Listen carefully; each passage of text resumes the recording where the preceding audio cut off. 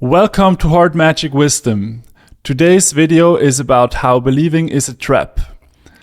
Let's first look at the manifestation type of belief. So in that case, there are many teachings, many books, for example, Neville Goddard, that tell you that believing is very important. If you really want something to happen, then you have to believe in it. And a slight variation of that is that you have to feel how you would feel if you actually got what you wanted. And there's many people who have similar ideas, for example, Abraham Hicks with The Secret. And the idea is that believing is some sort of additional superpower, because normal people, they just want something. Maybe they want a nice car, or they want more money and things like this. And for years they wanted it and they didn't get it. So now they are looking for something new. And the solution that they present to these people is that, you need to believe more. Your belief system is not only holding you back, but if you believed more in your result, in your outcome, then it would obviously happen, because the universe just listens to you, and it doesn't listen to your wants, it listens to your beliefs. But the problem is, what does believing even mean? The only thing you can really do is think about it, and you can think about it in a positive way. So you can think, yes, I will get my car. Or you can think, it's already here, I already have the car. Now I feel how I feel when I have the car. But that's just kind of lying to yourself. If you had the car, you probably wouldn't think these thoughts, because you wouldn't think about it at all.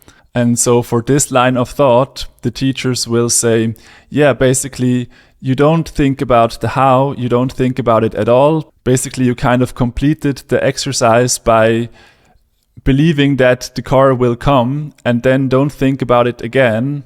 And every time you think about it, that will just delay it, because if you had the car, then you wouldn't think about it. So there's many angles to these teachings, but the more questions you ask, the less sense it makes. For example, should you be able to believe that somebody who died is still alive, and this way you can bring them back from the dead? Or if somebody has an amputated leg, can he believe that the leg is back in place and it's back in place? The teachers would say, yes, if you have enough belief, then that works. Because the belief is basically the power. They say you are an infinite creator being, and you are only limited if you limit yourself. So the burden of proof is on you. Basically, if you can't do it, then that just means you don't have enough belief. And on the other hand, if we look at the more simple things, you can say, okay, I just want piles of gold bars in my living room, and now I believe that they will be there. Universe, make it happen. I believe. And now there's two ways. Either you do nothing, you just stay in your house, go to sleep, wake up, go to sleep, wake up. Where's the gold? It's not here. And then the teachers will say, you can also combine it with the intuition. And then you will walk out of the house, and then you will meet the right person, and then you will start the business together, and it will just be effortless. And suddenly you will have made the money with your business, and then you can buy the gold bars, and then they will be in your living room. And now you completed the thing, and this is how you do it. But now, why did you need the belief? Because isn't that just strategy? You go out, you try to make things happen, and basically you take it day by day. There is no secret ingredient here. It's just you do stuff, and then stuff happens. That's just normal life. That's no extra step. Just like, for example, in the beginning, the guy with the car, instead of telling him to believe, you can just tell, get a high-paying job, and then you will be able to afford the car. So apart from the fact that what actually believing means is not clear, there is also just so many logical flaws in this idea. And of course, if you believe the opposite, if you believe it's all not gonna work out, it's all pointless, I am a failure, then obviously that doesn't help, because then you will be less inclined to take the right steps. Your vibe will be a problem. Like, let's say you want to talk to a potential customer, and in one scenario you say, yes, I believe in my product, it's a good product, you should buy it. And then in the other scenario, you don't meet with the client because you are too tired. Or you just say, yeah, I've been working on it, and yeah, it's complicated, and so now how does this sound? It sounds worse to the client. So being negative about stuff is clearly not helping. Being positive is a good thing in itself, because first of all, you feel positive, and who doesn't want to feel positive? It's always better to feel good. And then you talk to somebody else, and then they feel that you feel good, and now they like to be around you. But that's not what they teach. They teach belief, or maybe they teach that you have to feel like you would feel if you got what you wanted.